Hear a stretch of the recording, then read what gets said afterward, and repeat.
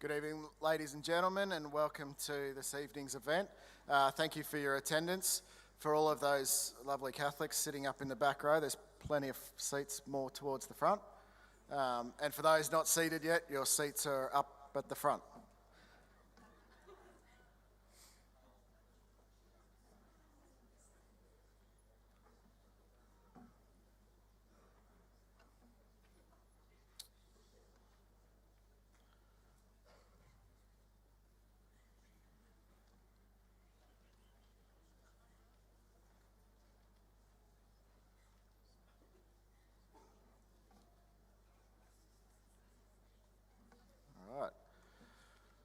Well, as I said, welcome and thank you for your attendance tonight at our QTAC and Careers evening. The second part of tonight's evening is probably the more relevant to our senior students, our grade 11s and 12s, and so welcome and thank you parents for your attendance. Also, I'd like, while we're all here in attendance, to give a big round of applause to our exhibitors up the back and thank them for their time this afternoon.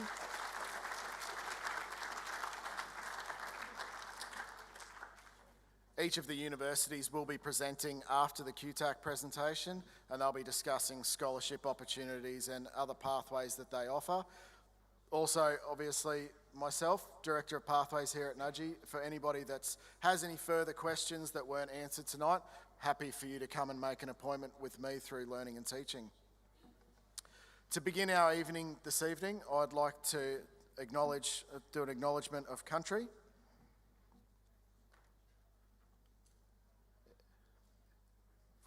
Thank you. Nudgee College acknowledges the Turrbal people of Meanjin, First Nations peoples and part of the oldest living continuing culture in the world. They are the traditional custodians of these lands and waterways, which they call Numidji and Nada, and we call Nudgee. We acknowledge their ancient customs and the law of the land. We pay our respects and acknowledge all ancestors, elders and communities across the nation and neighbouring islands. Our first presenter this evening is Miss Lara Bellino. Lara is from QTAC and she will be presenting to all of the grade 11s and 12s on the important factors of the processes with your applications to tertiary studies. She will also be available for any questions at the end of her presentation. Following the QTAC presentation, we have 7 of our tertiary institutions that will be presenting again on what they offer for you. So thank you, and can we please welcome Mrs. Bellini.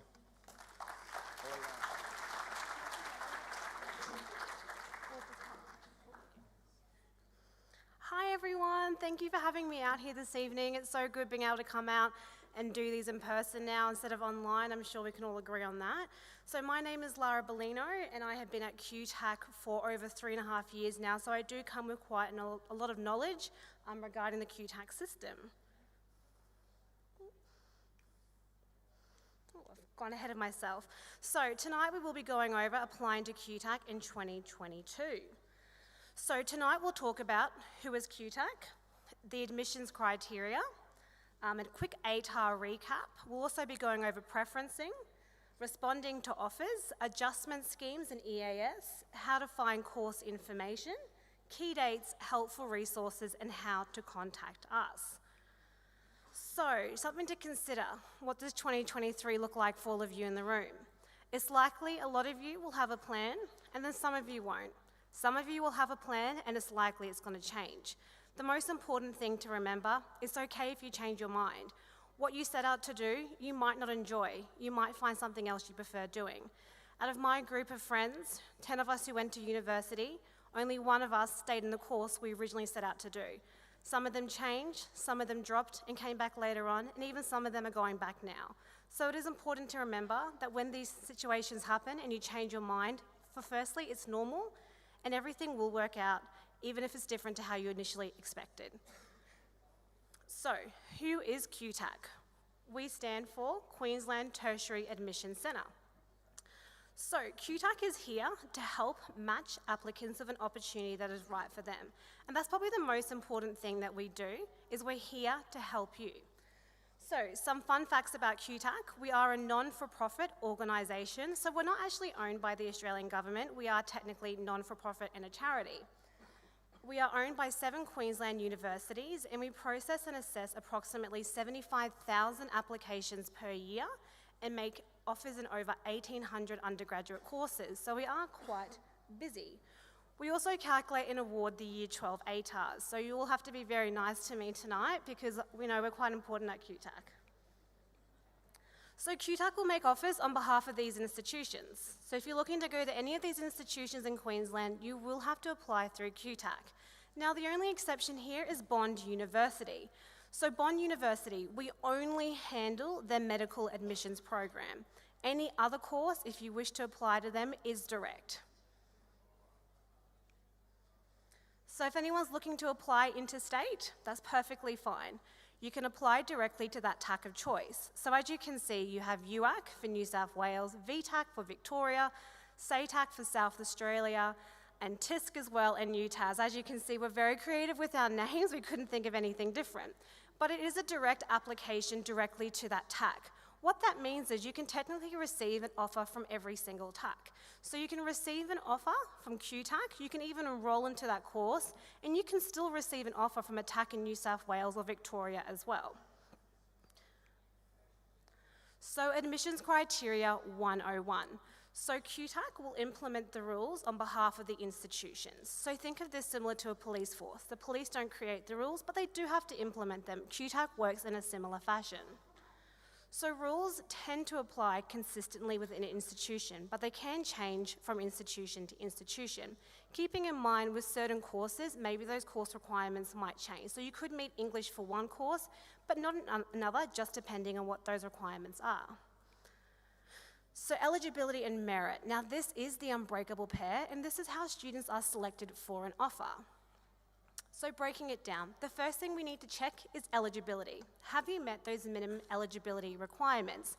Now that could be something like a subject prerequisite or even a portfolio or addition. If the answer is yes, you'll then move down for us to check merit. Now for most of you in the room, this is probably going to be your ATAR, however it can be a VET qualification.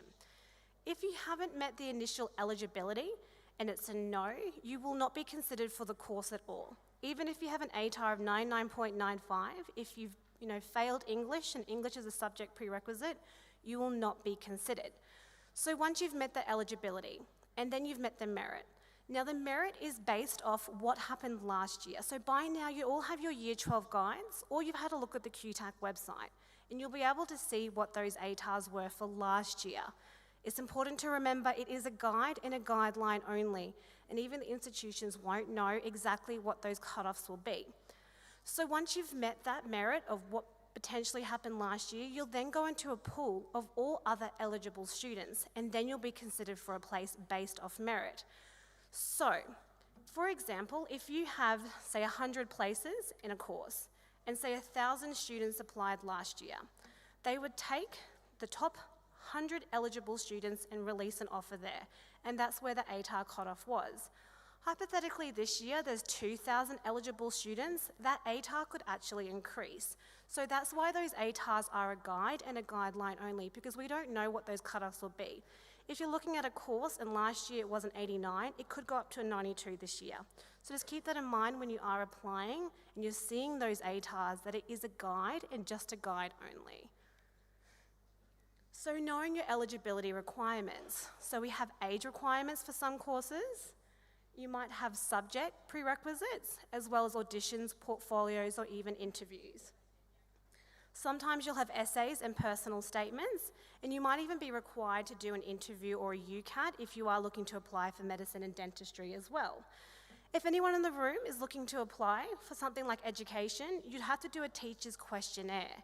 Now this is emailed to you, and it's important to remember that these are part of the eligibility requirements. If you forget to do something, and it might be due by a certain date, there's generally nothing that we can do, nor can the institution. So it's really important that you're constantly checking your application to make sure that you are meeting those entry requirements.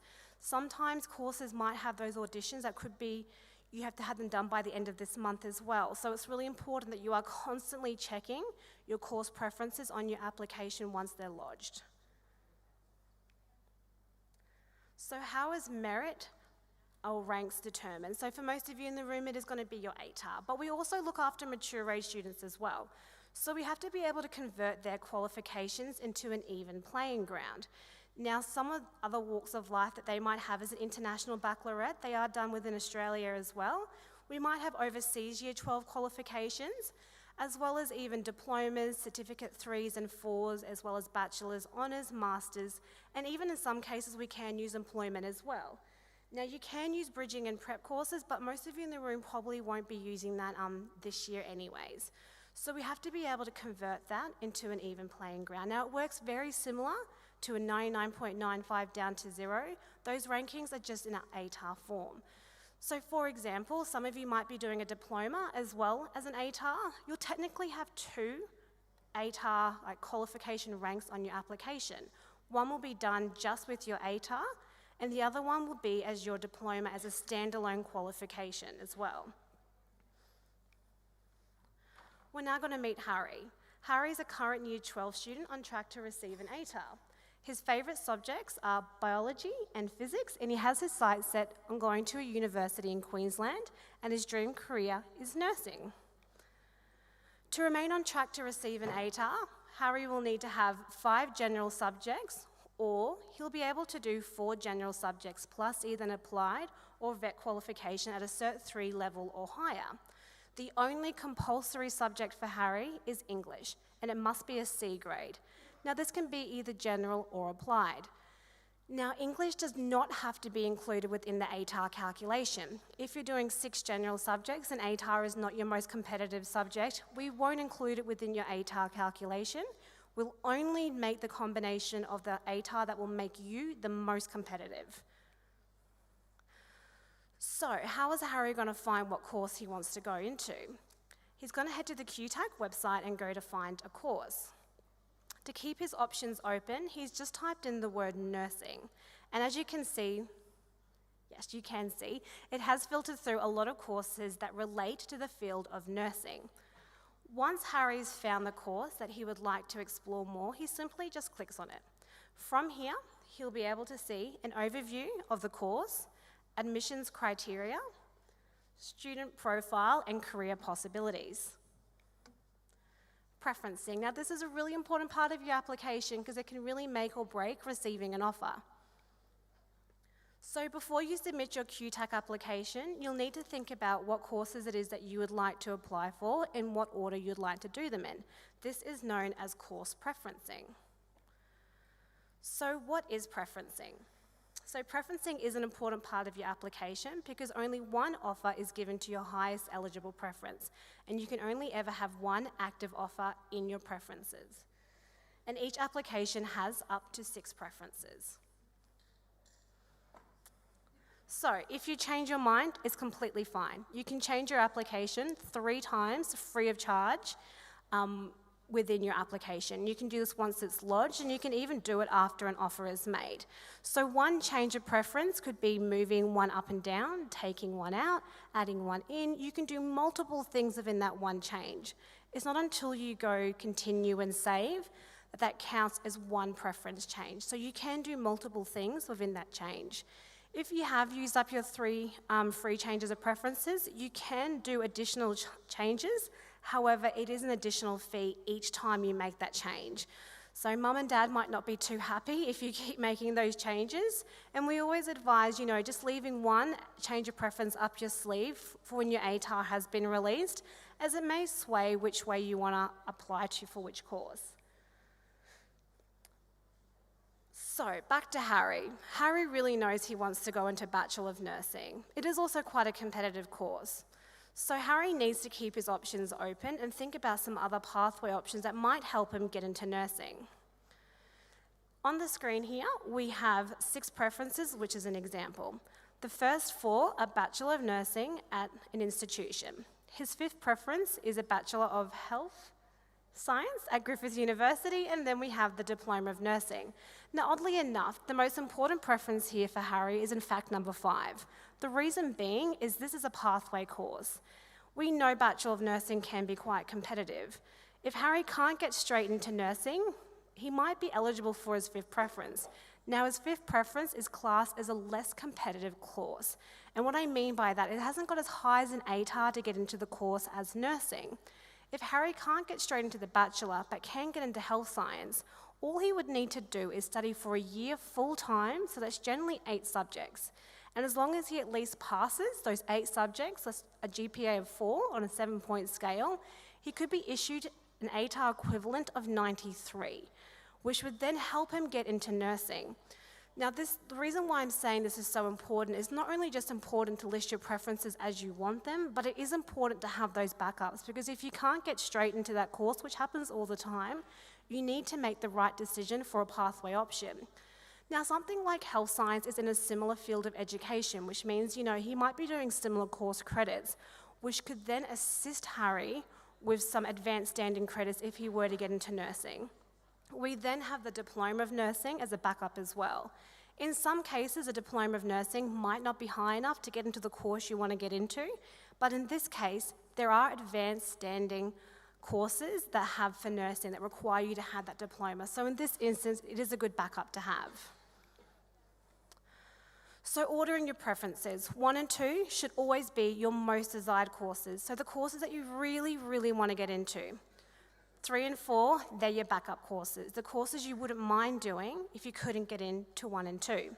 And then you have 5 and 6. They're the pathway courses, the courses that will help you upgrade to get into the course that you really, really want to get into. If you ever get stuck on pathways, please do give QTAC a call. The guys are amazing on the phone, and they're more than happy to help you with that pathway. So, what are some pathway options?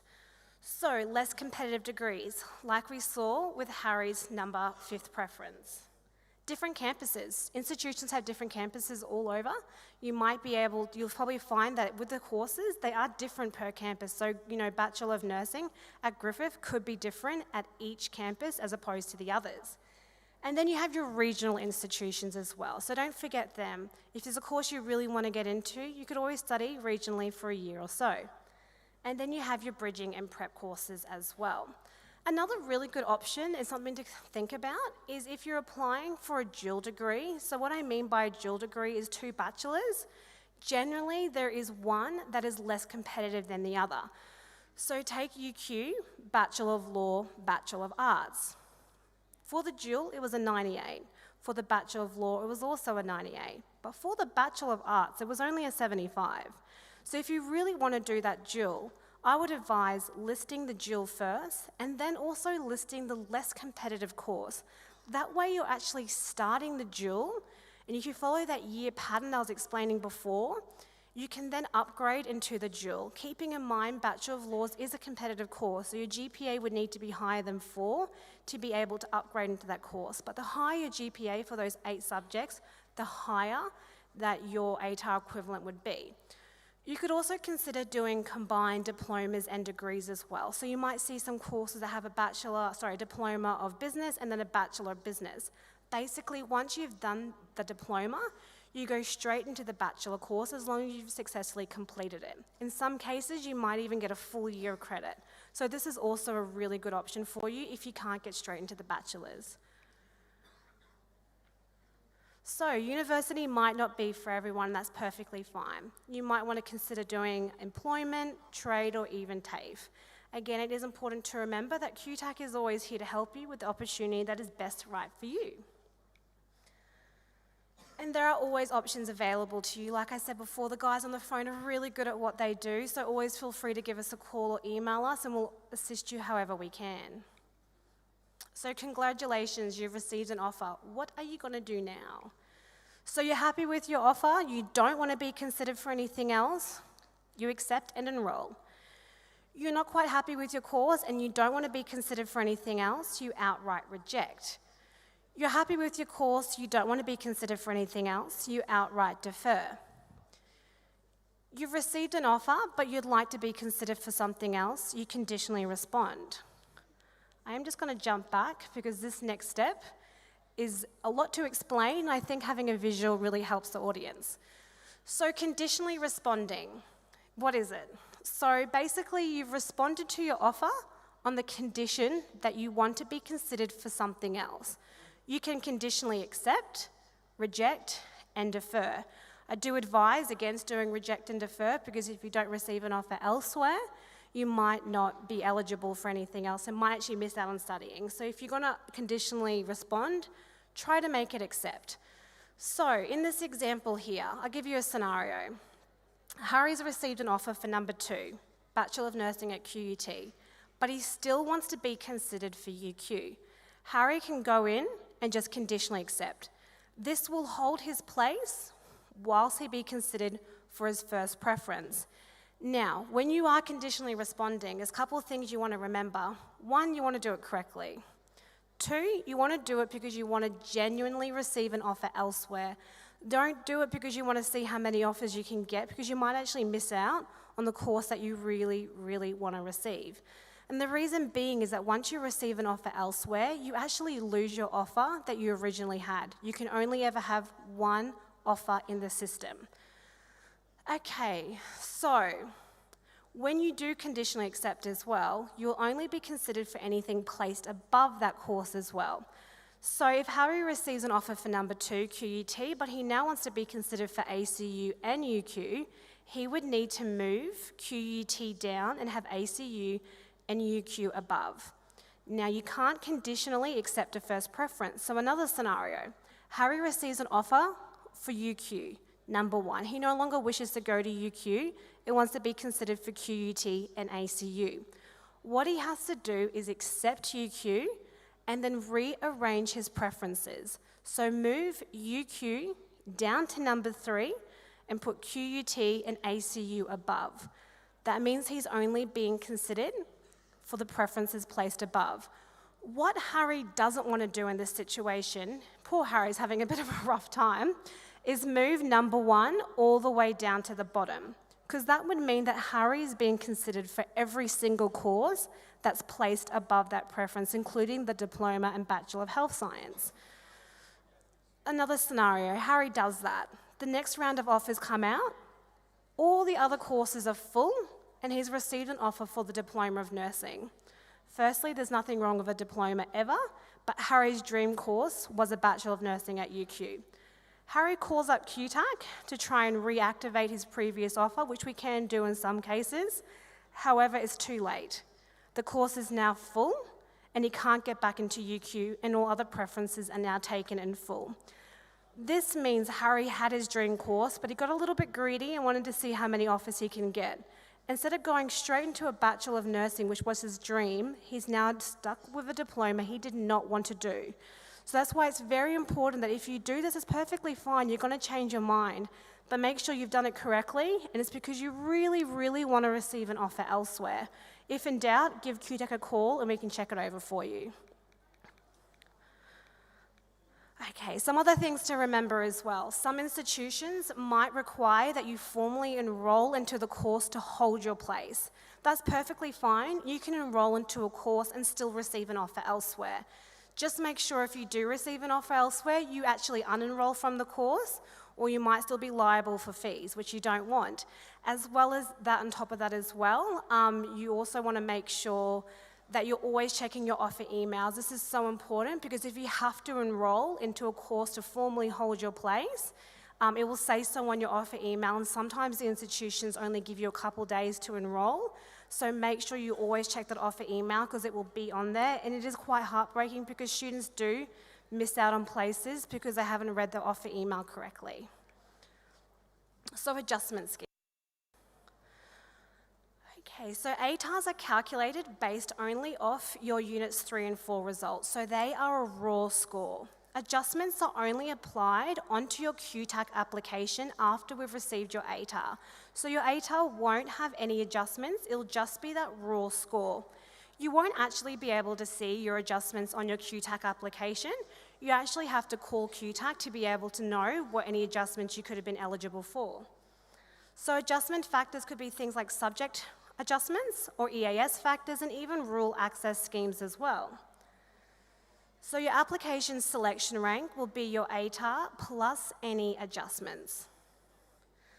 So you will also be assigned a separate qualification for your VET qualification. Now, each institution will determine your adjustments individually and differently. With one institution, you might only get 2 adjustments. With one other, you might get 15. So that's why you won't ever formally know what your adjustments are. And again, it can change from institution to course as well. So it can get a little bit confusing. We'll never email you what your adjustments are. You will have to call QTAC if you want that information. So, educational access scheme. So it helps if your studies have been negatively affected by a situation that is beyond your control. So it applies to your ATAR on your QTAC application to help you compete a bit more competitively.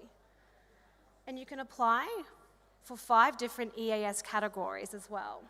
And it must always include the appropriate documentation. So it'll always have a cover sheet that we will email you via a link, as well as any information confirming the situation.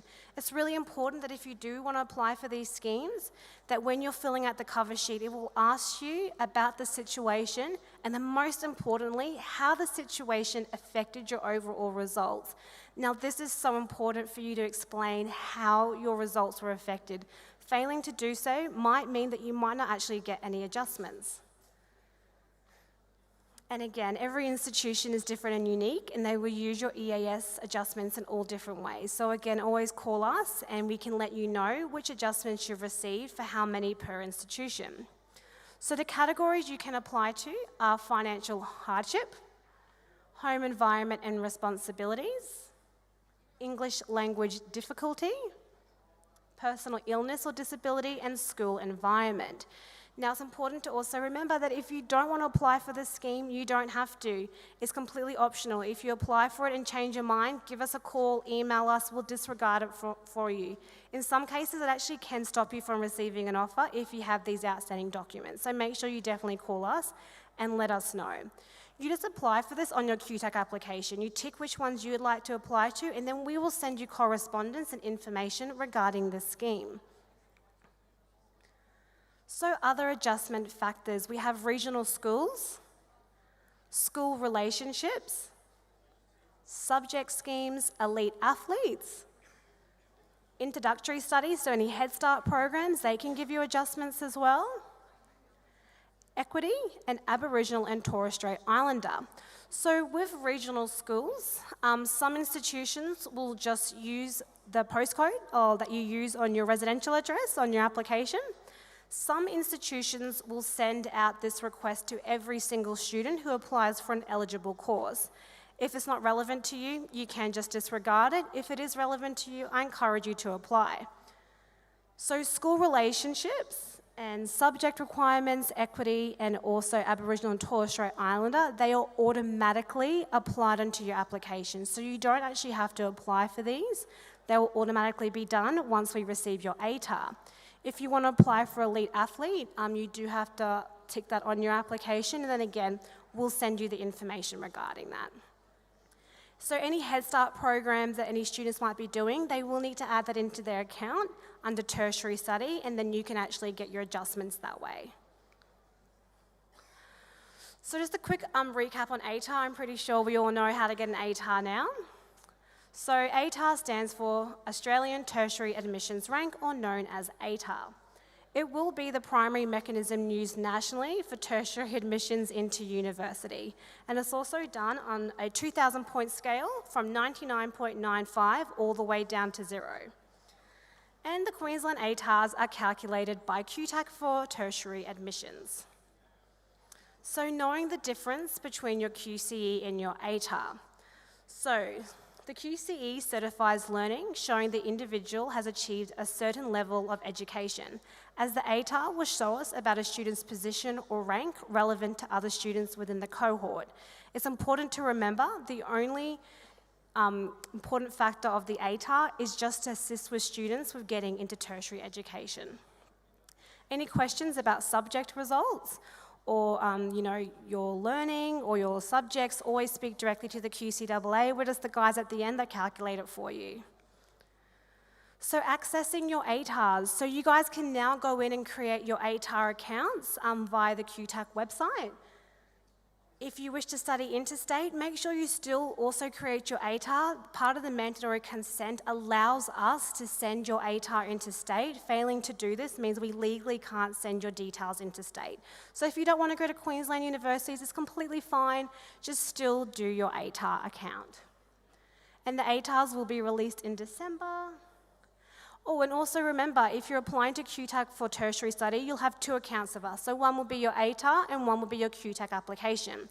It's important to remember, having one will not automatically give you the other, because we also have to look after mature age students as well. So you can have the same details, like the same email and password. In fact, I encourage you to do so you don't forget them. It might help you remember them a bit easier, but you will have to actively go and create these accounts yourself.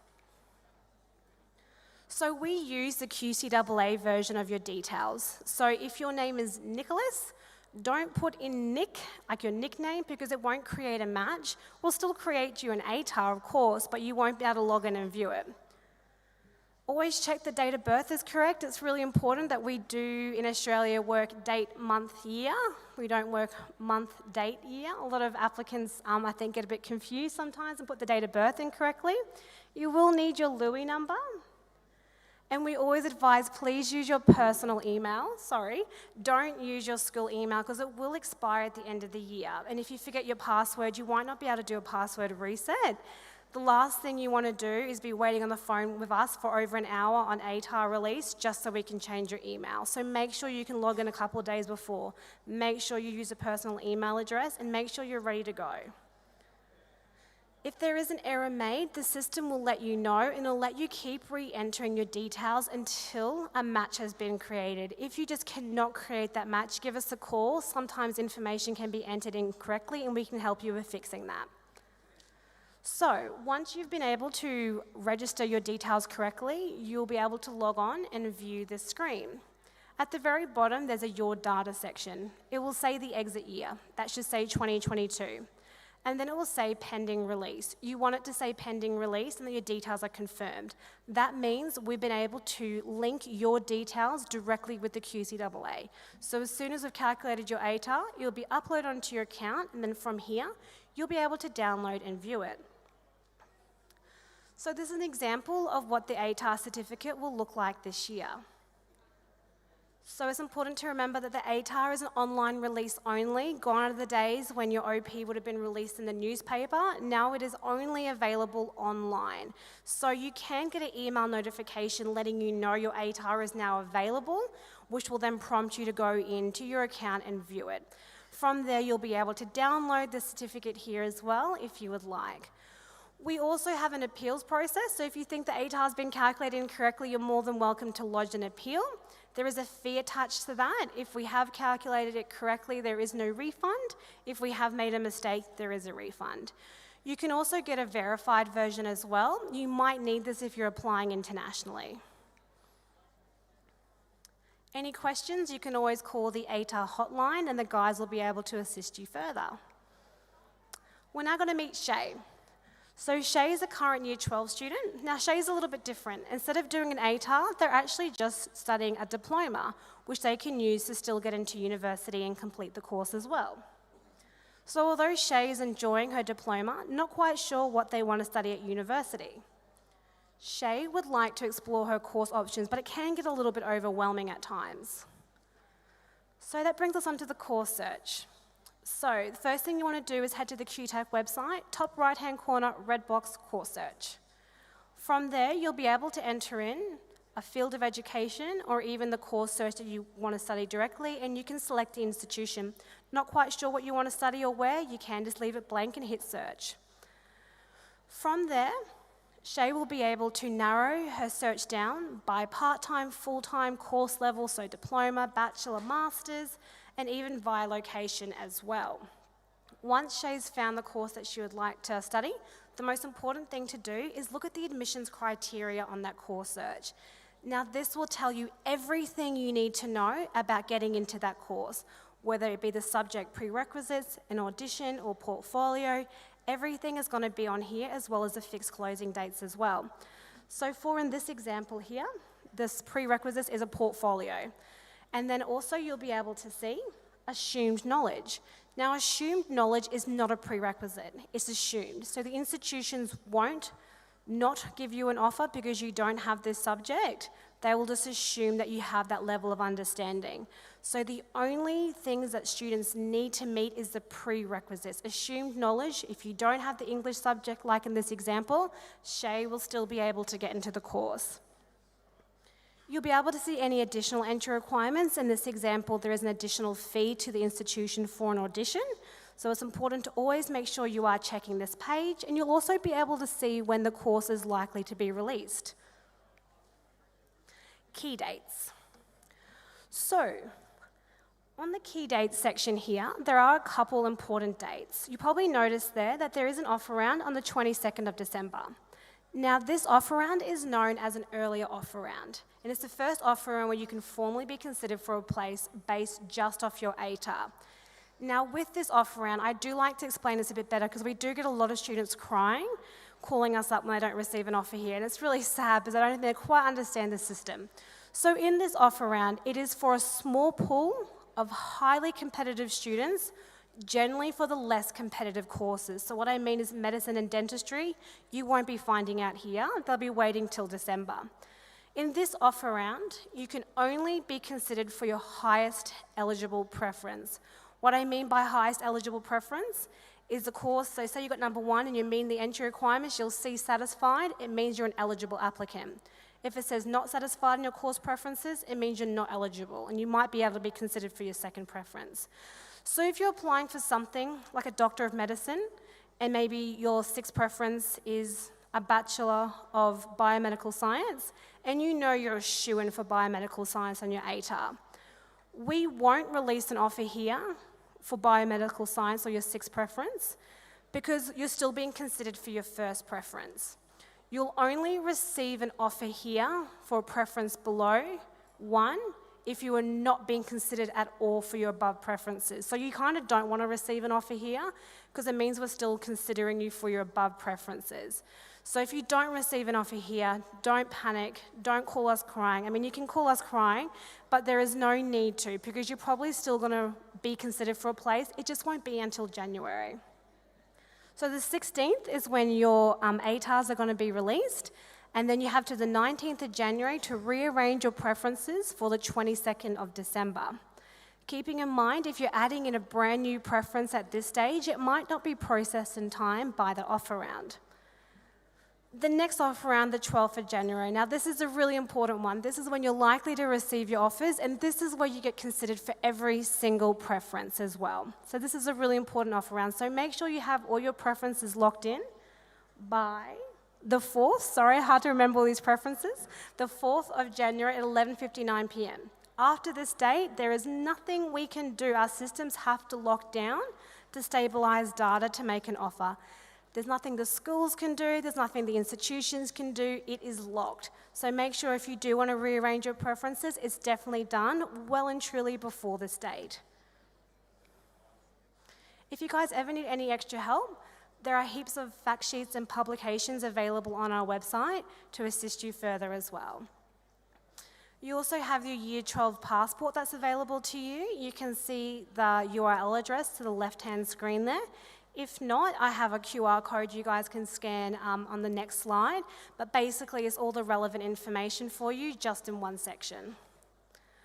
So application tips, apply early, use your personal email address, check your course entry requirements always. You'll be able to see if you're satisfied for a course on your application or not. You can authorize someone to act on your behalf, keeping in mind this person can withdraw your application, they can reject and defer your offers, accept them, so make sure it's someone you trust, like a parent or guardian, not a boyfriend or girlfriend maybe, who you might have an argument with, they can actually reject your offer. So make sure it's someone you really, really trust to have that much power over your application. And most importantly, if you get stuck, always ask QTAC. Questions?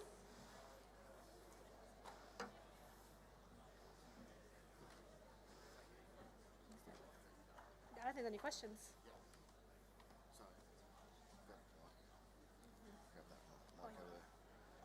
Does anybody have any questions for Lara while she's here? Some QTAC questions?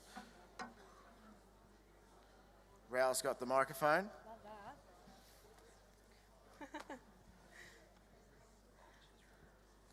Hello. So, for like the elite athlete stuff, Yep. how do you prove that? How do you prove that? Yeah, Okay. like, do you need a letter, or do you, do you need something from like Swimming Queensland if like you're going for something like that? So, so I kind of a bit mumbled at the end there. I think it's a system coming through. So basically, we'll ask you for a reference from your team manager. But you can basically type in elite athlete into QTAC search bar now, and it will take you directly to where the cover sheet is, as well as what you need. So you can start that process before you even apply. Too easy. Thank you. That's okay, as long as that's all good. Yep. If you know it's a pathway program that you need to get into your first one, do you just put that as your first preference or still put it as like a fourth or fifth? Sorry, what was that? If you know that it's a pathway course that you need to get into your top thing, do you put that as 1 or 2? Right. Okay, cool. So I personally would advise that you always list the course that you really want to get into in your top preferences, because you don't know which way it's going to go, and then have your pathways as 5 and 6. Always list the ones you really, really want first. Was that your question? Okay, cool.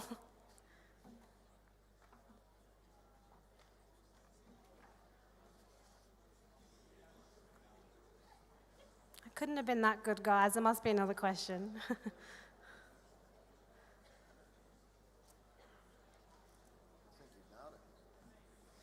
Good job. Thank you so much for having me. Thanks. Can we please give Lara a round of applause? Thank you.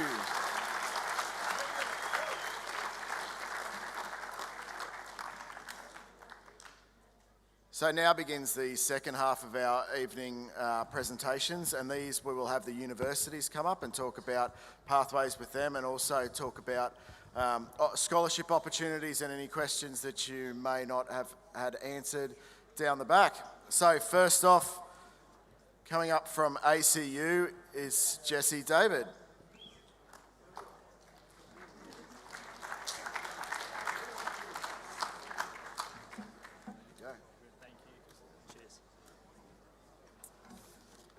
Good evening. My name's Jesse. I'm a fourth year physiotherapy student and also one of the student ambassadors at ACU. So we'll just get this on. There we go. Cool.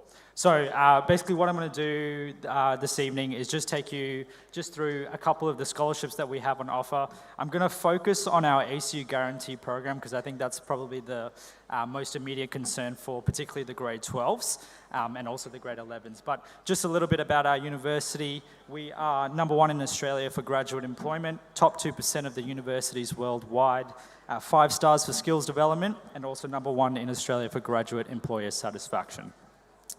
We're located just in Banyo, just around the corner up the hill, and we've got shuttle bus services from Toombul, Northgate and Chermside Station, and free parking on campus. That doesn't seem like a big deal to you right now, but trust me, it will make a difference when you get there. So, ACU Guarantee is the one I want to highlight with you guys this evening. So this is a program that we offer to grade 12 students. And basically what it does is, in the middle of grade 12, you apply to our university directly, and we take your grade 11 results, and we give you an early offer and a guaranteed position into one of the courses at our university. So this counts for all of the courses except for physiotherapy. So for every other course, if you're interested in that course, we can give you a guaranteed position based on your grade 11 results, and then also a written statement of why you want to come to our university as well. So we actually find that most of the students who get accepted into this course actually do much better on their final grade 12 exams and end up getting a higher ATAR than they were expecting in the first place. So you're not locked in, you still apply to QTAC and for all your preferences at other institutions as well. And if you get into those courses, you're welcome to take that course, but you've got this position locked in with our university. So if you're in grade 12, this is still open now. It will close on the 23rd of September. So even if you're not 100% sure that ACU is the university you want to come to or the course, the courses offered are the courses that you want. It's worth just applying for it and getting that position, which you can opt out of at any point as well. So scholarships, there are several scholarships on offer before you get into university, but hundreds when you're at university as well. So at ACU, we have nearly 400 scholarships on offer. These can be merit scholarships, which are awarded to students who have excelled in a particular area, or they can be equity scholarships, which provide support to students who've experienced financial hardship. So I'm just going to run through a couple of the scholarships that we have, but if you have any specific questions, please come see us at the back and we can chat through what they look like. This is our Bachelor of Arts Western Civilization course and scholarship that's offered at our North Sydney campus. And so it's a merit scholarship valued up to $90,000. So if you wanted to move to North Sydney for uni and get away from mum and dad, you've got this scholarship behind you as well. A couple of other merit scholarships. We've got our Thomas More Law School Academic Excellence Scholarship, which is valued up to $20,000, and that's paid in installments over the course of your degree. And then the Catherine Macaulay Scholarship, which is valued up to $10,000 as well. And you need to be just an Australian citizen, permanent resident, or holder of a permanent humanitarian visa, and then studying any undergraduate degree except for theology. For our Aboriginal and Torres Strait Islander students, we have the Mary MacKillop Scholarship, which is valued at $4,000, which is just a one lump sum payment, and then the NANO Scholarship, which is valued at $4,000 as well, available each year. So if you are Aboriginal or Torres Strait Islander, please apply for those scholarships. My advice to you would be at the start and end of every semester, just apply to as many scholarships as you can. You will be surprised how much money doesn't actually get given out to students because everybody just doesn't apply for those scholarships. So just apply and see what happens. Like I said, if you have any questions, please come see us up the back. Otherwise, we have our Experience ACU Day in Brisbane on the 29th of September. So come check us out there. Thanks.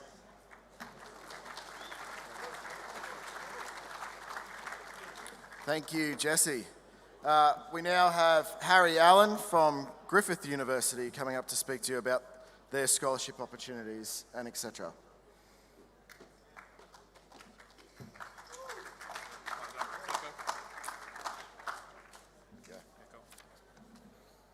Hi everyone, my name's Harry. I'm currently a Griffith University student studying a Doctor of Medicine down at the Gold Coast campus. I'm just here to give you a quick chat, a bit of 5-10 minute presentation on what Griffith has to offer and what different scholarships we have to offer as well. So our credentials here at Griffith. Why would you come and study at Griffith? We're ranked in the top 2% of universities worldwide. We have Australia's most awarded teachers, and what do we mean by this? Griffith has received more Australian awards for university teaching than any other university since 2012 based on learning and teaching results from the Department of Education. So if you come to Griffith, you can be well assured that you're getting a good quality education by some of the top educators in Queensland and in Australia. Other credentials about Griffith, in our nursing and midwifery programs, particularly our nursing program, we were #1 in Australia, #2 globally. Hospitality and tourism were #1 in Australia, #3 globally, and #1 in Australia for law and criminology. So where are we? Where is Griffith? Griffith University actually has a couple of campuses. So for our creative industries and our conservatorium is more at the South Bank campus. Nathan is all our health sciences, humanities, law, criminology. Logan campus is mostly where our midwifery is run out of. Our Gold Coast campus is a lot of our health sciences, particularly where our medicine program is held. And our Mount Gravatt campus currently hosts a lot of our psychology, a lot of our criminology, but is a campus that in the future will probably be merged with the Nathan campus. So here's all the study areas that Griffith has to offer. I'm not going to go through them, but if you want to have a chat about any of these areas after, please talk to us at the Griffith stand. Now focusing a little bit more in on our scholarships. The scholarships at Griffith, there's over $40 million in scholarships every year and over 600 scholarships, so it's well worth your time to check out these scholarships and see if you're eligible and if you apply. Our scholarships are more than just the academic. So it includes academic, but it also includes things like accommodation, equity just meaning financial hardship, or if you have to move because of a rural location. We have First People scholarships and also numerous sporting scholarships for people who excel in their sporting endeavours, and that's a wide range of sports, not a small list. So the good thing about applying for scholarships here at Griffith University is it's just one application. You don't have to have a specific application for each of your scholarships. You fill out one, and when you submit that, we check your eligibility across all the different scholarships, whether that be sporting, accommodation, equity, or academic. So at Griffith, you just have to fill in that one scholarship application, and it's quite simple and streamlined. How do I find the Griffith scholarships? Essentially, you just go to that nice little link at the top, griffith.edu.au/scholarships, and just using different filtering options, looking for what scholarships might apply to you. So as I said, there's just one scholarship application to be considered for multiple scholarships. You visit that link, and then you can start applying in year 12. So our suggestion is making sure that if you're doing your QTAC application, that you're applying for scholarships as well. So the important dates for our scholarships, applications are going to open mid-year, and they usually close mid-December to January, February. So make sure when you're doing those QTAC applications that you're looking for scholarships as well. There's a lot of things that make a good application, but it's really not what you've done. It's more like how can you translate meaning from what experiences you have had. So making sure when you're filling out a application for your Griffith scholarships, really focusing on using specific examples. Don't say things like, I display leadership or I display persistence. It's really important to choose specific moments in which portray that. In order to make your application stand out specifically. Make sure you include things like part-time work, volunteering and leadership activities, awards and prizes, and don't include things that might be seemed as silly, like your binge-watching Netflix escapades. Anyway, thank you everybody for listening.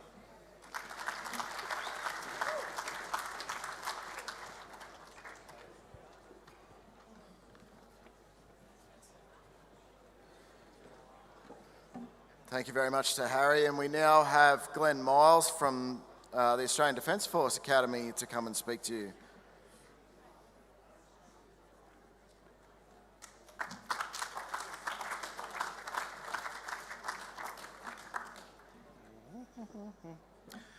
Good evening, everyone. Hopefully I'll get you some good information about potential jobs in the Defence Force and how you can get your career through us. So a little bit about myself, Sergeant Glenn Miles. I've now been in the Defence Force for 22 years. So started as a vehicle mechanic, worked my way up to sergeant, more like a workshop foreman at the moment. So not a degree, but I've still got a lot of knowledge in my head as well. So ADF, in case you're unaware, we do have a tri-service environment, so Navy, Army and Air Force. Okay, and we're here to try and help the community, help our country inside our boundaries, and then help our local countries around us as well, as best we can. So careers, these 9 up here list the title headings that we have for 9 of our major areas. However, there's 270 different types of jobs, okay, within Defence Force. Lifestyle, wouldn't do this job unless I didn't like the lifestyle of how I did. Travel around Australia, travel around the world, good pay, good education and career development as you go through. And for this interest in the cohort we have here, degrees pathway is what we really don't want to get. We do have general entry, okay, so this is coming into the non-technical and the technical trade roles. Technical, dear to my heart, I need more tradies in the Defence Force. Okay, so if you want to come through, come and have a chat to me. Okay, but for the officer entry, for some of those that are dedicated here, you want to be that leaders and managers of people. Okay, I've got a few broken down slides to try and help the potential careers you want to do with inside the Defence Force. Okay, our university, okay, falls under the banner of University of New South Wales. And we call that Australian Defence Force Academy. They have a campus in Canberra that teaches these subjects. Okay, so we've got 10 different types of degrees at our academy that you could potentially do. Okay, but we're trying to get you into the Defence Force not just to get that degree, but to be that leader and manager of people as well. So with these degrees, they're also broken down into the different types of degrees you can actually do here, okay? Some of these ones require particular ATAR scores. So for some here that are still grade 9 and 10, particular subject selections of what you need to achieve in grade 11 and 12. Okay, if you're ever in doubt of what you actually need to do for that degree, jump on our website, have a look. Compare this to either some of the universities around Southeast Queensland as well. Okay, compare it to see if it's going to be good for you, viable for you, for your future of what you're actually going to want to achieve. Okay? Now, if you want to come through our, into the military and you don't want to get a degree, but you still want to be that leader and manager, okay, this is what we call a direct entry pathway. So you're coming into the service, either Navy, Army or Air Force, to be that leader and manager, okay, of members as well. Through our training at our academies, we will teach you how to do that and how to do that well to the international standards. Okay, another option that we have to come into the Defence Force is what we call our Defence University Sponsorship. So at our academy, we do engineering, arts, science, technology, but we don't do medicine and law.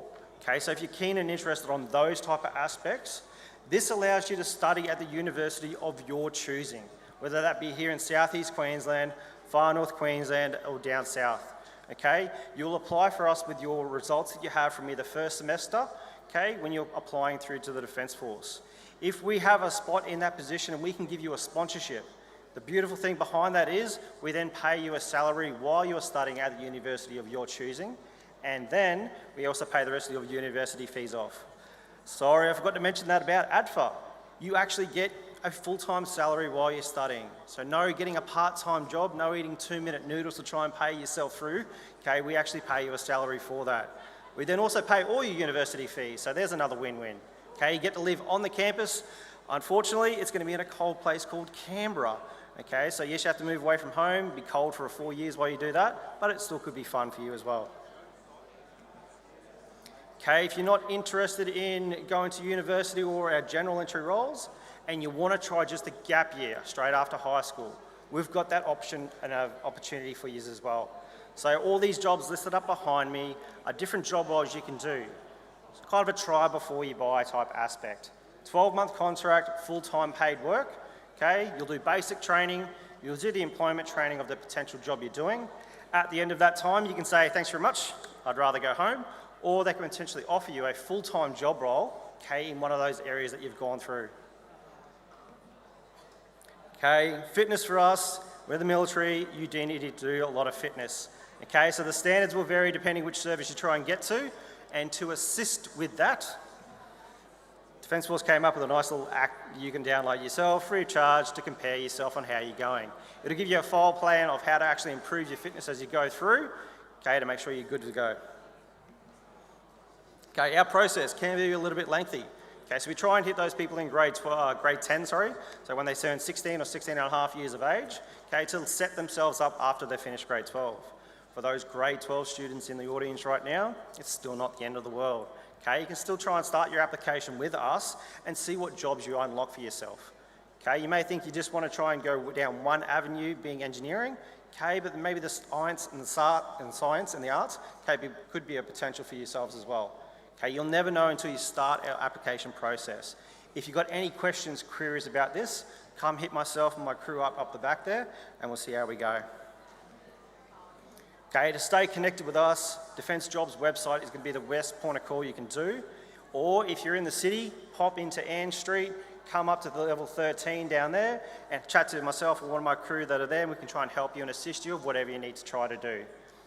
Thanks very much for listening, and hopefully you pick a good career after this.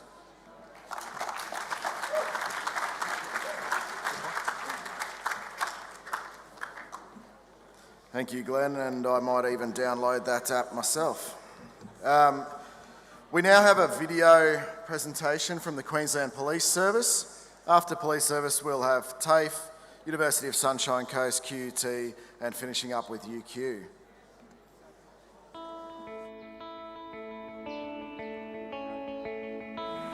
My name is Tamika Clark. I'm a constable of the Queensland Police Service, currently based in Townsville.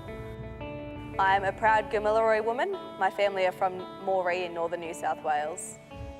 My journey to joining the police force started after I left school. I enrolled in a TAFE course called iProud. the Indigenous Police Recruiting Our Way delivery. iProud is a pathway program designed to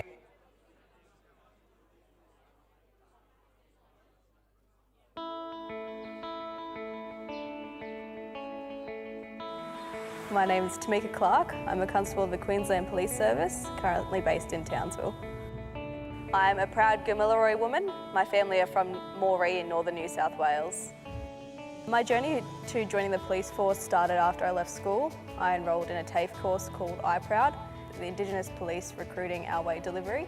iProud is a pathway program designed to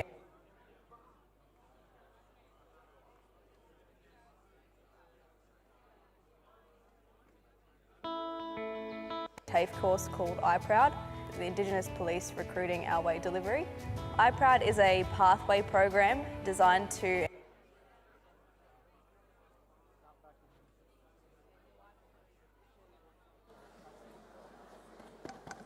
We unfortunately might have to skip the QPS presentation. I'll see if I can send that out with the presentation after tonight. However, we do have now our next presenter. We have Bernadette from TAFE Queensland to come and present.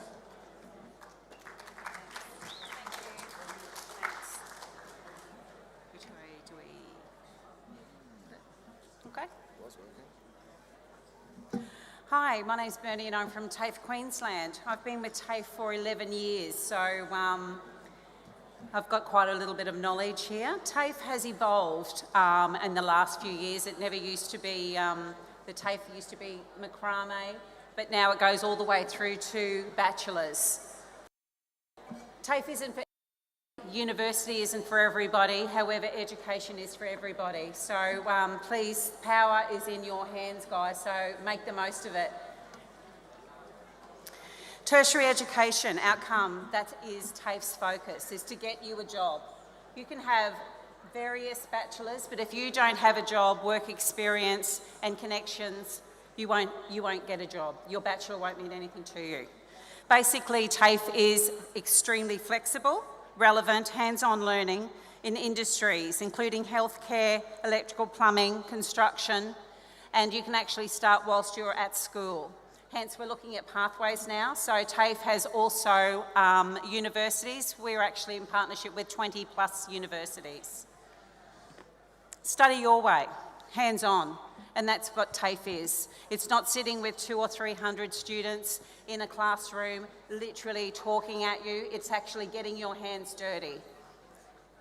TAFE at school students gain complete and straight-through streamline entry into TAFE to do a diploma. You don't have to worry about an ATAR. You do not have to worry about getting that letter at the end of December. If you've done a course through TAFE Queensland, you will literally go straight through. If you choose to do a diploma, our diplomas, because we have partnerships with 20 plus universities, our diplomas are equivalent to first year uni. So that means you slide straight into second year university at a university of your choice.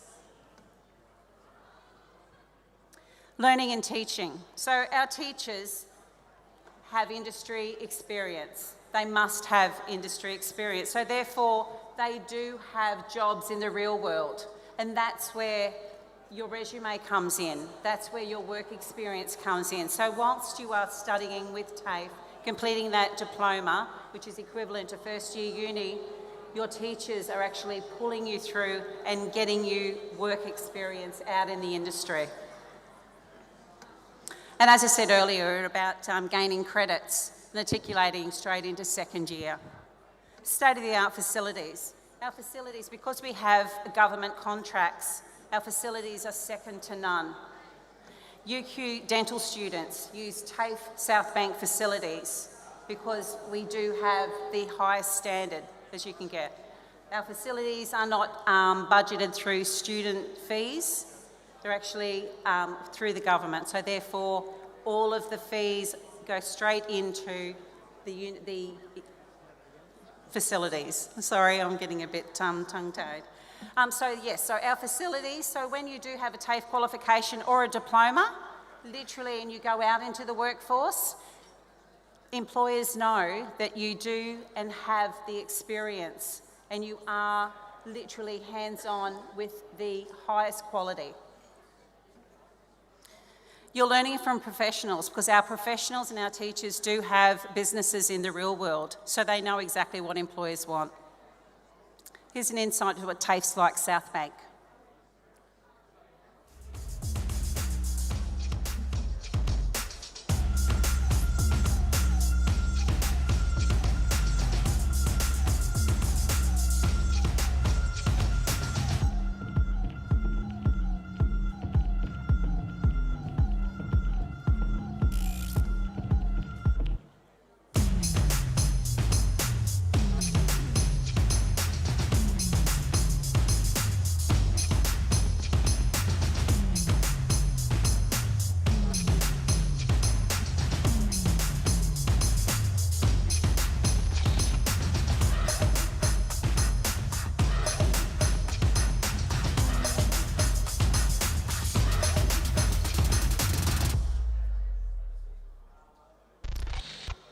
That's not a bad classroom, is it? And that's your classroom.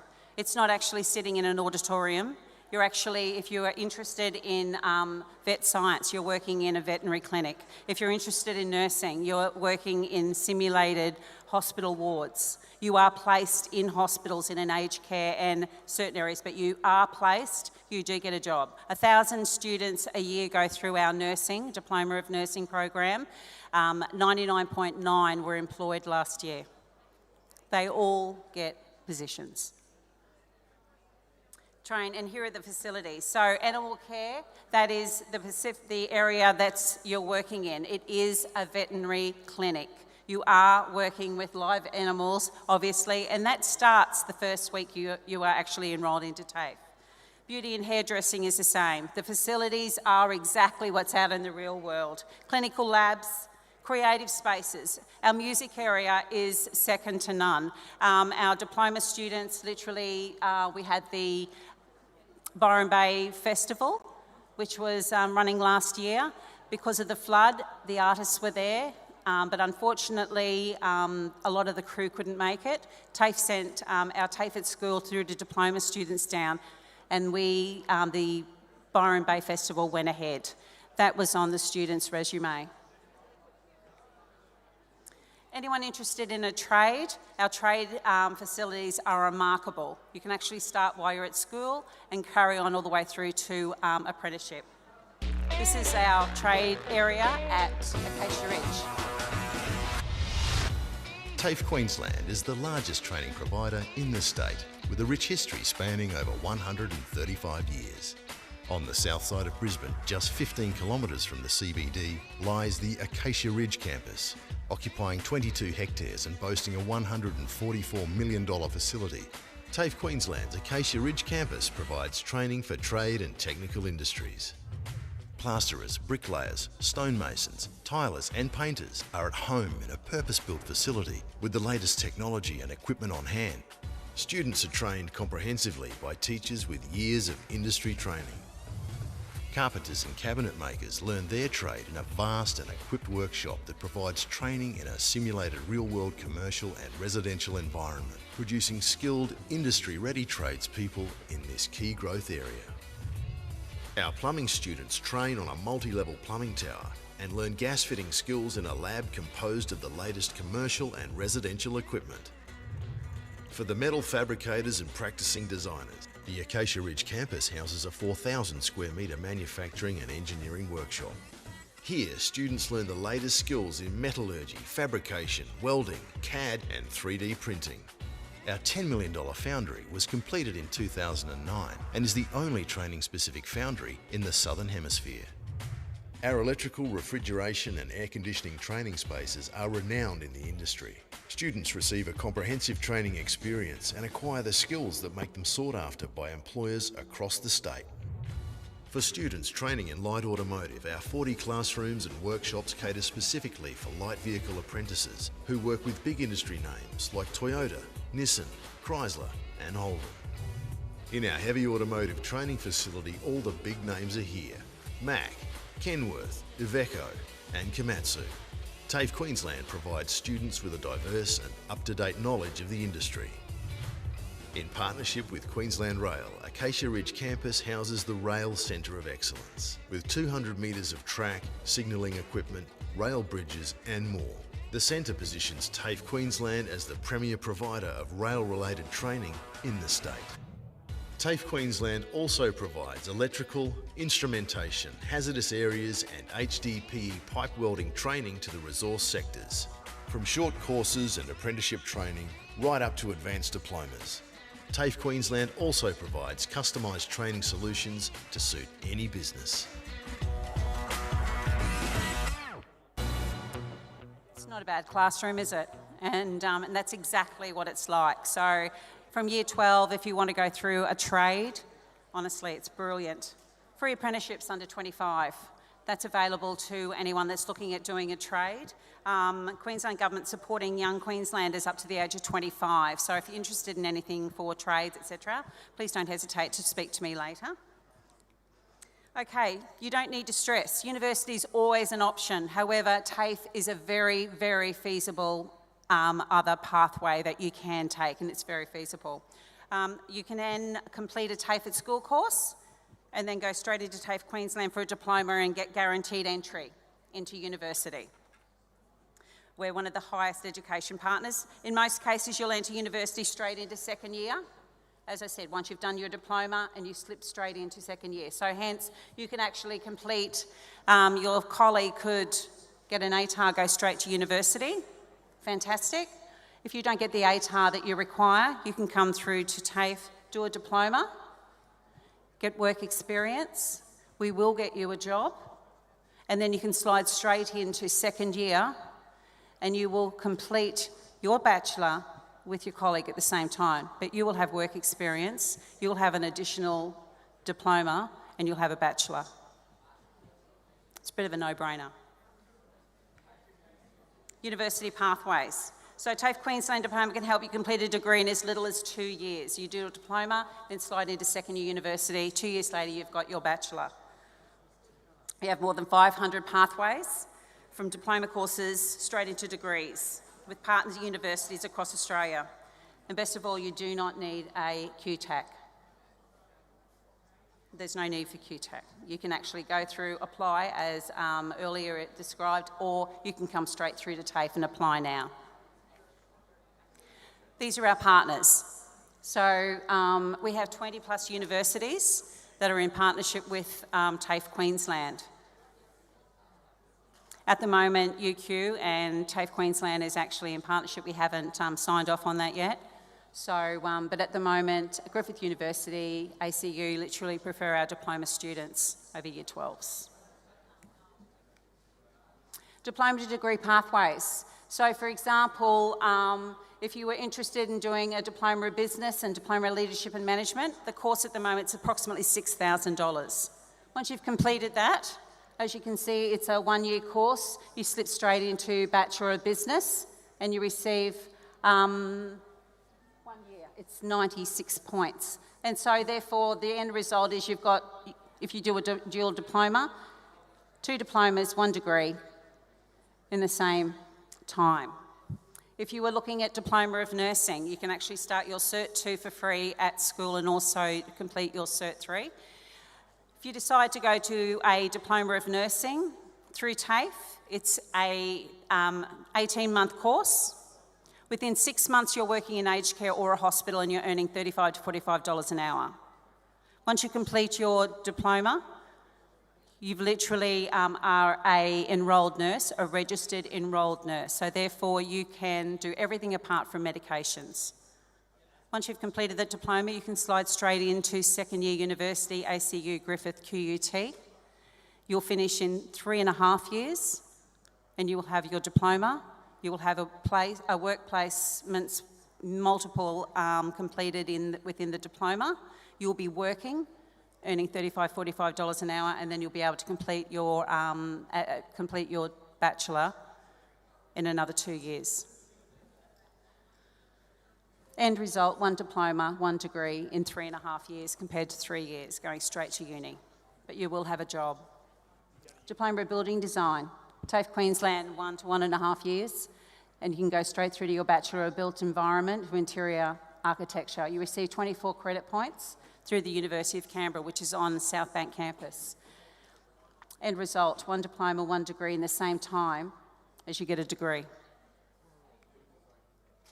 Post-school apprenticeships and trainee, anyone's interested in apprentices, you can go straight through. It's free, doesn't cost anything. All you have to do is find an employer. Once you've got your employer, you fill in the forms, the employer does that for you, you put TAFE down, and literally you've got a job working in your own, in the industry, as well as earning some money and doing blocks at TAFE. Free TAFE for anyone under 25, so if you have anyone that's interested in doing any training, any qualifications, please don't hesitate to contact us. Now, we know there has been a change in government.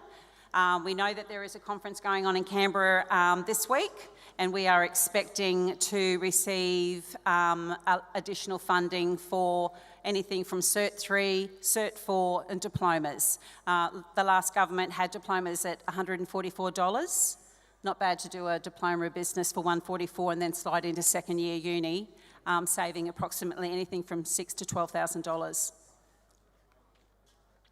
Subsidised training is eligible as well. I'm probably running out of time here, so if you want to speak to me about any funding at all, I'm still down there. Please don't hesitate. Student loans are available, so old HECS, it's now VET student loans. You can complete your qualification, apply, and once you start earning over $45,000, it will be taken out of your pay. Student support services, a range of support services available to your students. To get started, scholarships. Please, please, please, please apply for scholarships. There's numerous scholarships available. Students do not do it. All you need to do is write a letter. Say you're going to give back once you've completed your qualification. How you're going to give back through the community or through TAFE, or just write a story. Money literally goes, no one takes the money up, so please, please do. Parents, make your children write a letter and apply for all scholarships, not just TAFE, but all universities.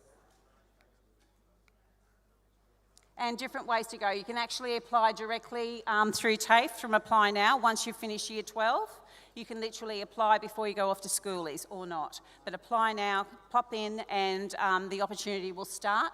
Or you can go through QTAC. QTAC will cost you some money, $45, or if you do it late, it's about $100, $80 to $100. Apprenticeships and trainees, don't hesitate. But bottom line is, if you're not getting your ATAR and you still want to go through to university, TAFE is a very, very feasible pathway. More information, speak to your vet coordinator. My name's Bernie from TAFE at Schools. Thank you so much.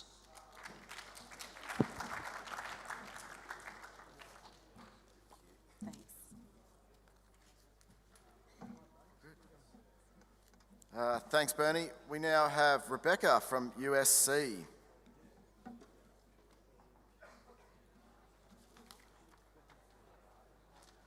Good evening, everyone. You've heard from a lot of institutions and providers this evening, so I'm going to give you a short and sweet version of this and hopefully just give you the highlights of things that are a little bit different and let you know who we are as an institution, just what you can do in terms of a focus on scholarships. So we are the University of the Sunshine Coast. We have gone through a very recent brand refresh, so we will now be known as UniSC. So we are your world-class university regionally. So we have 5 campuses that you could possibly study at. Our 2 main and large campuses are the Sunshine Coast in Sippy Downs and just up the road in Petrie, our brand new Moreton Bay campus that is 3 years young. So we are in the middle of stage 2 construction. If anybody has ever driven past or would like to drive past, you can literally see the next stage of our campus being built up from the ground. So a very exciting place and stage to be at in the Moreton Bay region, having a university campus so close to home. So in terms of who we are, the UniSC experience, we are doing university a little bit differently. So the way that we teach and facilitate our study at the university, we have done away with the traditional one-way lecture model. So we facilitate our classes with a lot of interactive resources or online digital information that you can download and are expected to digest and come ready and prepared to class. And that can take a range of different forms. It could be podcasts, it could be some information that you need to to a case that you need to read, prepare some questions, some discussion points, or perhaps take a quiz. But then we have amplified and bolstered our on-campus, in-person practical components, so whether that's labs, tutorials, seminars, they are longer in duration, that you've got more time with your academics and your peers to learn that new content and facilitate your assessments. So if that's a style of learning that will suit you, we are still an in-person on-campus university with online study options. We're not an online virtual university. So just to sort of bust that myth, there is a wealth of support available across all of our campuses, regardless of the type of student that you are or the type of support that you need at different stages of your learning. I've spoken to many students about the Head Start program up at our stall at the back of the room. There is specific support for high school students. Whether you're undertaking Head Start or need a little bit of extra careers advice, you can access our program advisors and career counsellors at the university on top of the great support that you're already getting here at Nudgee College if you need a little bit of extra guidance as to where you might like to go in life and what's the best pathway for you.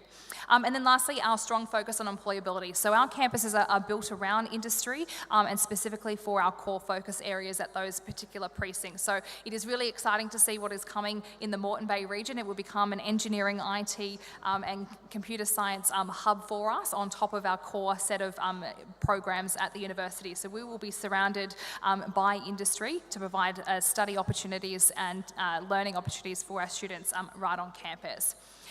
So all this together, for more than most students in the room have been alive, we've had 5 stars for teaching quality at our university, and we don't aim to slow down anytime soon. So it's really important to have a chat with us about how we teach, how you can learn, what you can get out of the university to see if we're the right fit for you as a student. So just to touch on briefly, the focus of my talk will just be about support that you can access financially. So scholarships are not just for the academically gifted or high-flying students. So scholarships are not just for high achievers. Yes, there is one category that is focused on academia, but that is not all that you can access as a student. And there's 2 categories of scholarships. We have school leaver scholarships for you as Year 12, plus a whole wealth of scholarships that you can access as a current university student to continue to support you financially through your studies. So there's 3 different types of support, financial support that you can access through UniSC, and that is scholarships, bursaries and prizes. So just to determine the difference between them, a scholarship is usually something that either is paid as a lump sum or maybe trickled out over the course of your program. A bursary is very similar, but it is a one-off cash payment for a particular purpose, and a prize. So a prize may be financial or it may actually be resources. So it may equip you with all the software or computer equipment that you may need for your particular program. So that can support you either directly financially with a cash incentive or the equipment and resources that you may need to succeed that you don't need to pay for out of your own pocket. So we try to keep things very easy at UniSC. It is one application for the vast majority of our scholarships. There are a few tiny exceptions, really specialised scholarships that you may need to give us a little bit of extra for that particular application, but it's as simple as one application. Provide us all the information that you possibly can about you, and then we will assess you for all scholarships that you are eligible for. So there's a couple of different types. We have academic, sporting, equity, as well as community service, so leadership in your other school community or broader community that can, the scholarships that you can apply for. So our scholarships open the 1st of September. You can have a look at some scholarships there on our website now, but they will be majority of the scholarships for our current students. So for you as school leavers, Year 12 students, I would recommend you wait just a couple of days until Thursday on the 1st of September to see all of our school leaver scholarships refreshed, and you can download your application form. So just a couple, something to highlight. We have a brand new Moreton Bay Regional Council Scholarship. So this is a fantastic opportunity for any students that live in the Moreton Bay Council areas but come to Nudgee College. It's a great opportunity to gain, to be awarded $8,000 per year of your degree program. So this is paid in fortnightly instalments, so it can supplement or maybe offset the fact that you may need a casual or part-time job. So it's a great way to fund the duration of your course program in little steps of the way. So this is something that you need to provide a personal statement for. We want to know about you, what your career aspirations are, and what you're going to contribute back to the community. So it is quite simple. It's talking about yourself, but sometimes that takes a little bit of preparation. So I just wanted to give you some hints and tips, and this is something that you can apply to any scholarship or bursary or other type of application. Essentially, or for the most part, we will ask you to tell us about yourself. So this is your one chance to shine, to tell us about you. We don't know who you are. Mum, dad, family, and your teachers know the wonderful students that you are, but we don't. So you need to tell us on paper and with your evidence who you are, what you've done, and what you can do for us as an institution. So even if you're not in year 12, you can take this advice home and start planning for scholarships early. Whether it's a jot down in the back of your school diary, take out a Word document on your laptop and start noting down the great things that you're doing in senior schooling. ATAR and external exams are a lot to take on, plus life. You don't want to be sitting and cramming your scholarship applications at the 11th hour. If you can start to build all of that evidence and great things that can boost, that you can put towards your personal statement early, it'll make applying for scholarships so much easier. We recommend that you get in early, you make a note of when things open and close to make sure that you don't miss the opportunity to be in it. You've got to be in it to win it, and scholarships you should look at as free money. It might be a couple of hours, but most of you that have a casual part-time job, maybe under $20 an hour, I'm sure you're all earning. You spend 2 hours on a Saturday with a good cup of coffee, you might be the recipient of a $40,000 scholarship. So that would be the highest paid couple of hours in your senior schooling. So it's definitely worth the investment in putting in some time into your education and helping to support yourself through your study. There is criteria, so use the criteria of the application to help guide what goes in your personal statement. Just like when you're applying for a job, it is a bit of a hint and a guide as to what it is that we need you to tell us. So that's a really good place to start. Get somebody to proofread your work. Just like an assignment at school, you can remove any errors and make sure that you are putting your best foot forward. It's hard to talk about yourself, and we get that. So get somebody else to read it and make sure that you're advocating your best possible features and achievements in that application. And like I said, apply on time. The last thing I want to mention is alongside scholarships, there's something else that students can apply for, and that is an early offer to our university. So you can actually apply for your dream program now if you're in year 12 and get an offer to your program without your ATAR. So this is exclusive. You don't need to have sat your external examinations, and this closes on the 10th of October. So it's happening relatively soon. If you have any questions about scholarships, you can contact my team at any time, the information at usc.edu.au. Give us a call or grab one of our brochures. Page 6 and 7 of our guide has everything about money matters. So if you need assistance, if you don't even know where to start, how much does uni cost? What is it that I have to pay for? We'll step you through that through this brochure and then give you all the different ways that you could possibly offset some of those costs. So that might be a great resource to start with, but definitely it leads you at the end of the day through to scholarships and bursaries that you can apply for. Thank you very much. I'll leave you over to our next guest. Thanks. Thank you, Rebecca. 2 presenters left. We now have Lily from QUT to present.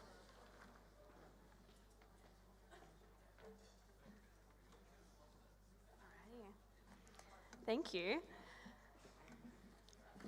All right, everyone. I know it's getting towards the end of the night, so thank you so much for waiting for this. My name is Lily. I'm a current senior student ambassador and a current student at QUT. I'm finishing my 4th year studying a double degree in civil engineering and architecture. And if you've got any sort of questions about all the courses that we have at QUT and just student life opportunities as well, feel free to talk to myself or Darcy at the expo table. But today we wanted to talk to you specifically about scholarships, what kind of scholarships we have on offer at QUT, and how to apply for those as well. First of all, QUT acknowledges the Turrbal and Yagara as the First Nation owners on the land on which QUT now stands, and we recognise their elders, laws, customs, and creation spirits. And we recognise that those lands have always been places of teaching and learning, and we continue to recognise the contribution that the Aboriginal and Torres Strait Islander community play within the research and higher education facilities as well. So at QUT, we like to break our scholarships into sort of 3 main categories, and we have a range of different scholarships on offer in each of these specific categories. We do actually have a whole web page on our website dedicated to all of the scholarships we have on offer, so if you'd like to help navigate that, feel free to come visit us at the table and I'll show you how to use it. So first of all, we'll talk about our merit scholarships, and this is based on high achievement in certain areas, whether it be academic or cultural or sporting. We then have equity scholarships for financial and sort of backgrounds where you might have experienced some hardship. And then we also have our other scholarships for cultural or postgraduate or actually research as well. So sort of some more stipends. One that we get asked most about is our QT Excellence Scholarships, and we have these for both academic and creative industries students. So the academic scholarship, this is up to $30,000 and is awarded to the students who receive the highest ATAR in each of their areas of study. It then also can be offered at a $10,000 rate to some of those next level of students. And so the application requirements for these ones are that you have put the QT course as your first preference in QTAC, and you receive the required ATAR for that course without any adjustment schemes. It's open to any international or domestic high school students if you've finished your schooling here at an Australian school. And you can actually defer up to 1 year and still receive this scholarship. So if you apply now at the end of year 12 and you receive an offer for this scholarship, you can still defer for 1 year and then receive that when you start up in a year's time. This specific scholarship does not require an application form. The only thing you have to do is put in the QT course as your first preference. That's all you need to do, and then you'll hear back from us if you are successful. The same goes for our creative industries versions of the Excellence Scholarships, and these are for those degrees that don't require an ATAR application. Instead, they have a portfolio or an interview or an audition. So this is for our music, dance, and acting students. And so the $30,000 scholarship is awarded to the first and second ranked students after those audition processes, and the $10,000 scholarship is awarded to the third and fourth place students.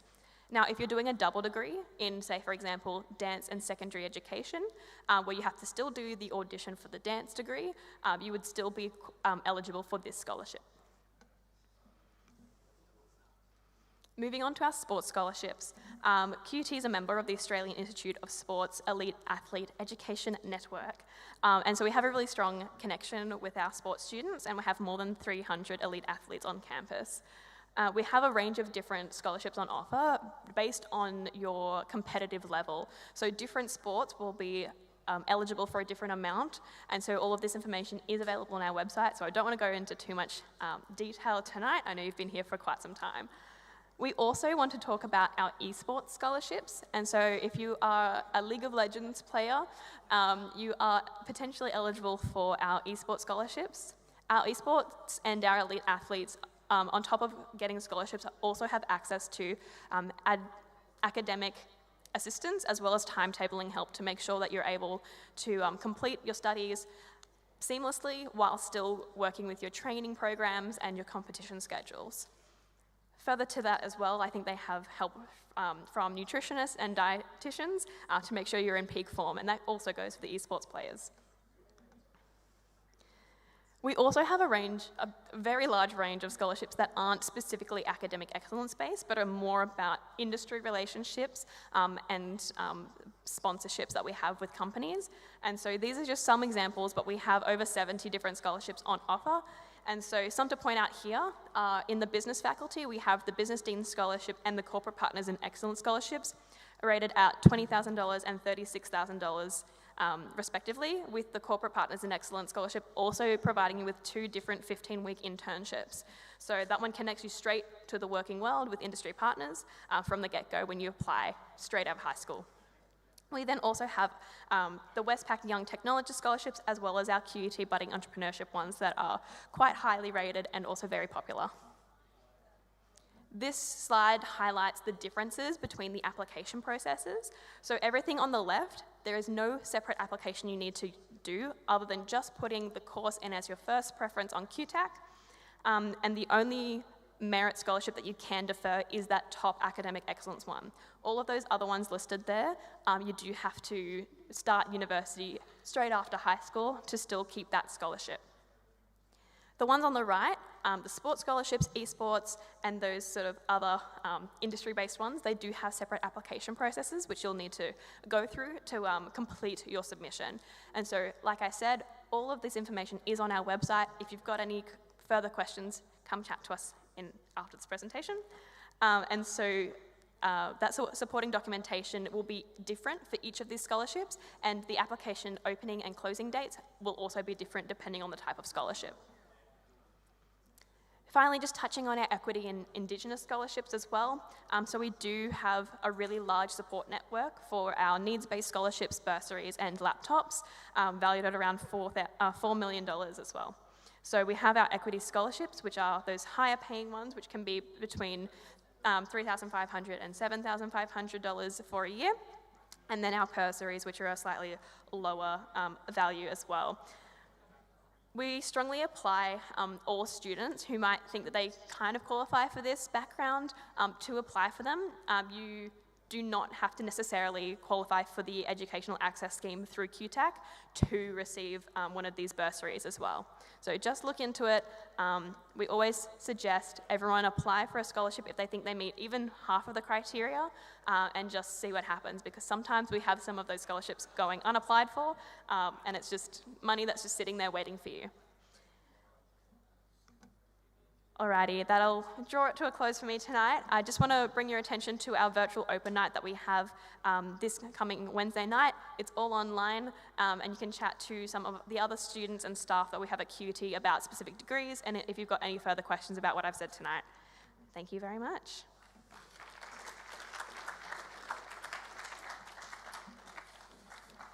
And last but not least, we have Andrew Bannerman from University of Queensland.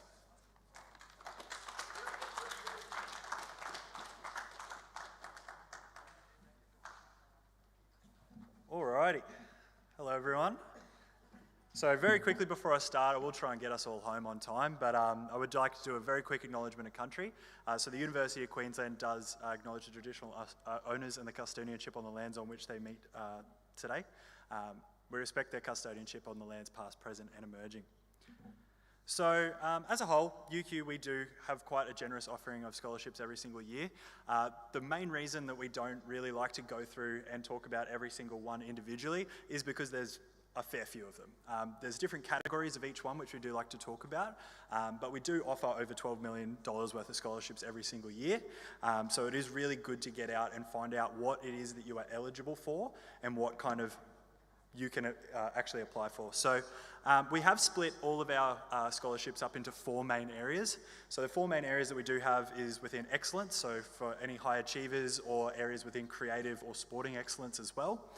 Areas within equity, areas within diversify, and also enrichment scholarships as well. So within excellence scholarships, there are 3 main areas that we do have. So the academic excellence scholarships do either meet into program-specific courses. So if you're thinking about going into an area as specific as chemical engineering, there could potentially be a scholarship available for you to study chemical engineering if you are a high-achieving student.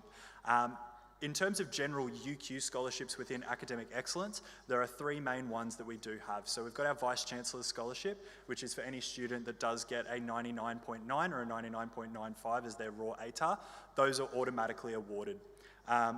There is also 2 other different types of academic scholarships which you do have. So our excellence scholarships are for students that do get 99 or above and have really displayed a commitment to community and also a commitment to their school, local area as well. And there's also equity scholarships, merit scholarships, which are within 95 or above, and again, do meet that as well. And it is very largely your personal statement, which does add on to everything you can do with your application that you've got there. Within creative excellence, a lot of these are done alongside your audition for any of the areas within like the Bachelor of Music Honours. There's also sporting excellence. So if you're competing at a national level or above, you may be eligible, but they are also quite competitive in there as well. So it is really good to have a look at where it is that you're competing at the moment. Unfortunately, it doesn't contribute to any like adjustment factors, but there are bursaries available as well as other perks within the sporting scholarships. Within equity, all of these scholarships are all uncapped. The main kind of ones that we do like to talk about are within accommodation as well as regional and remote. So if you have, if you're a boarder or you have spent a particular amount of your high schooling journey away from Brisbane, you could be eligible for them. But all of these are largely uncapped. There is a lot of them available, so really do make sure that you can have a look in there. Within Diversify, it is all of the underrepresented groups. So even if you're looking into very niche areas as well, you could be eligible as well. So areas within like women in engineering for any of you guys out there, and also areas within international students as well. Within enrichment, these ones are for students that really want to make sure that they do as much as they want to do with their degree. So if you're looking at taking your degree overseas potentially and you're wanting to do a part of an exchange program, there are scholarships available to make that kind of happen for you if money might be on that side that you do need to have a look into. There's areas within Westpac Asia program that you can look into that do take you onto exchanges throughout Asia. Talking about how to apply, really important. Main ones kind of all listed here on the screen. So across all institutions, it is really important just to check out the scholarships website. All of them are quite user-friendly to make sure that you do find out exactly what it is that you are eligible for.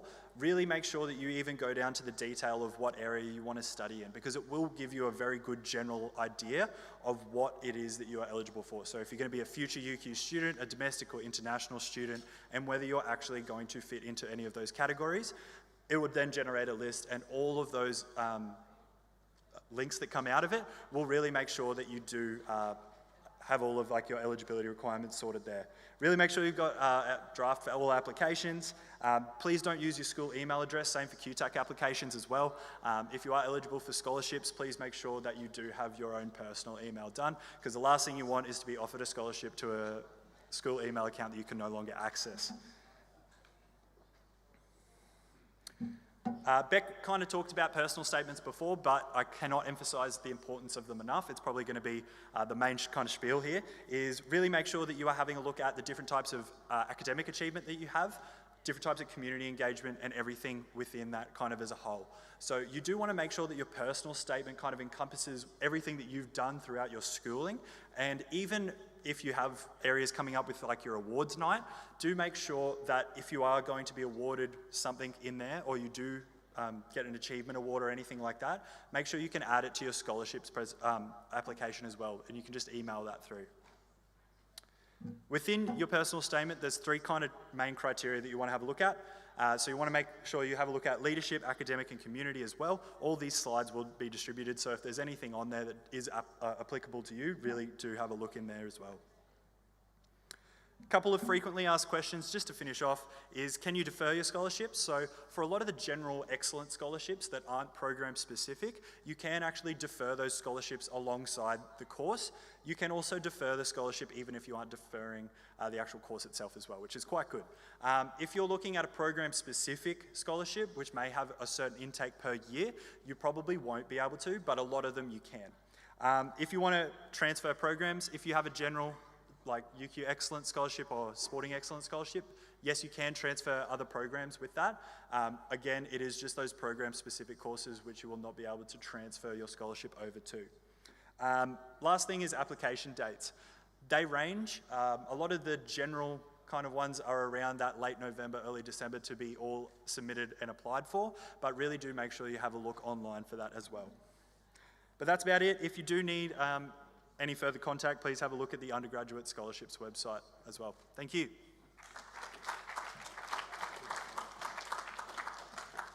And thank you, Andrew. And that comes to a close, our QTAC and careers evening this evening. There are some of the universities still around if you've got any final questions. Otherwise, thank you for your attendance tonight.